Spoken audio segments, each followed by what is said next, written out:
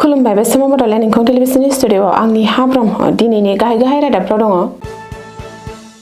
रायमना national पार्कनिफ्राय हाथियारजों लोगोसे सासे मैहुर खालामग्रा सिखारिखौ हमनो हायो।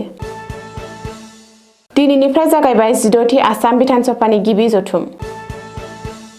नैथि खेबनि थाखाय आसाम आयेन आफादनि बुंथिगिरि मासियाव रन्जित कुमार दास। आसाम बिधान सभायाव ममता बेनार्जी जिन्दाबाद स्लगान। सिंगापुर पुलिसा जुबिन गार्गनि पस्टमर्टेम रिपर्टखौ जमा होबाय। दानिया फैदो आबुं रादाबाव।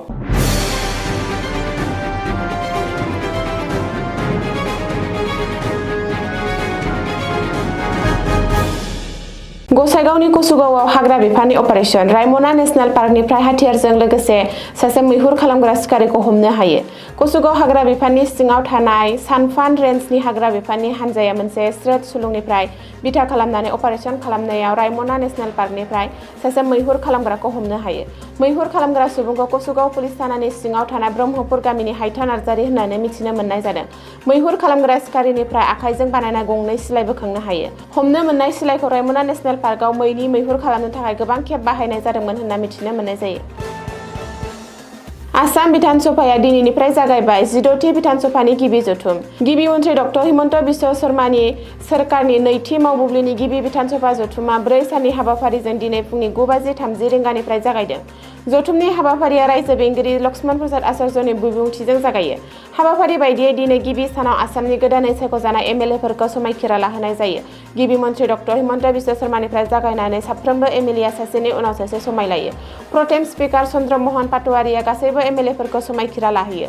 बेनि उनाव बिधान सभानि अरायथा बुंथिगिरि सायख'नो थाखाय बिसायख'थि खुंनाय जागोन। सानब्रैनि बे जथुमायाव गोबां बिल दैखांनाय जागोन। जानो हाथाव इउनिफर्म सिभिल कड (इउसिसि) बिलखौ सदनाव दैखांनाय जागोन। मख'नो गोनांदि 12 मेआव डक्टर हिमन्त बिश्व शर्माया गिबि मन्थ्रि महरै समायखिरा लानायनि उनाव 4 केबिनेट मन्थ्रिफोराबो समायखिरा लादोंमोन। बै 4 मन्थ्रिफोरा जादों रामेश्वर तेली, अतुल बर', चरण बर' आरो अजन्ता नेव। आसाम आयेन आफादनि अरायथा बुंथिगिरि महरै सायख'बाय बिजेपिनि गागि दैदेनगिरि रन्जित कुमार दासखौ। रन्जित कुमार दासखौ नैथि खेबनि थाखाय आसाम आयेन आफादनि बुंथिगिरि महरै सायख'नाय जाबाय। बुधबारखालि एनडिएनि एमएलएफोरनि मोनसे हानजाया आसाम आयेन आफादनि अरायथा बुंथिगिरि मासिनि थाखाय रन्जित कुमार दासनि जानानै नमिनेशन गथायदोंमोन। बेनि उनाव दिनै रन्जित कुमार दासआ बादायनाय गैयालासेनो आसाम आयेन आफादनि बुंथिगिरि महरै सायख'जायो। मख'नो गोनांदि 4 साननि हाबाफारिजों दिनै 16थि आसाम आयेन आफादनि गिबि जथुमा जागायो। हाबाफारि बायदियै दिनै प्रटेम स्पिकार चन्द्र महन पाटवारिया गोदानै सायख'जानाय एमएलएफोरखौ समायखिरा लाहोयो। 126 एमएलएफोरनि गेजेराव गिबि मन्थ्रि डक्टर हिमन्त बिश्व शर्माया गिबियाव समायखिरा लानायनि उनाव 4 केबिनेट मन्थ्रिया समायखिरा लायो। बेनि उनाव बिजेपि, कंग्रेस आरो गासैबो हान्जानि एमएलएफोरा समायखिरा लायो। एमएलएफोरखौ समायखिरा लाहोखांजोबनायनि उनाव आसाम आयेन आफादनि अरायथा बुंथिगिरिखौ सायख'नाय जायो। गागि बिजेपि दैदेनगिरि रन्जित कुमार दासखौ बादायनाय गैयालासेनो नैथि खेबनि थाखाय आसाम आयेन आफादनि बुंथिगिरि सायख'फिननाय जायो। बेनि उनाव चन्द्र महन पाटवारिया प्रटेम स्पिकार मासिखौ नागारो आरो जथुमनि हाबाफारि सामलायनायनि बिबानखौ अरायथा बुंथिगिरिनो गथायो। मख'नो गोनांदि रन्जित कुमार दासआ आसाम आयेन आफादनि बुंथिगिरि जानायनि रोंगौथि दंखायो।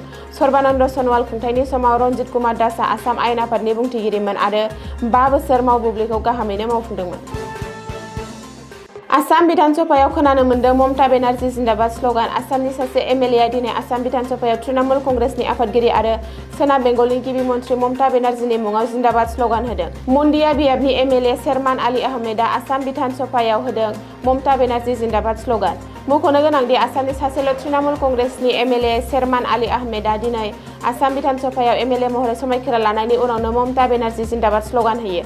16थि आसाम बिधान सभानि गिबि जथुमा दिनैनिफ्राय जागायबाय आरो दिनै गिबि सानाव गोदानै सायख'जानाय एमएलएफोरखौ समायखिरा लाहोनाय जायो। बे हाबाफारियाव शेरमान आलीआ समायखिरा लानायनि उनावनो गावनि दोलोनि दैदेनगिरि आरो सोनाब बेंगलनि बारग' गिबि मन्थ्रि ममता बेनार्जी जिन्दाबाद, जय आइ अखम होनना स्लगान होनायखौ नुनो मोन्दों।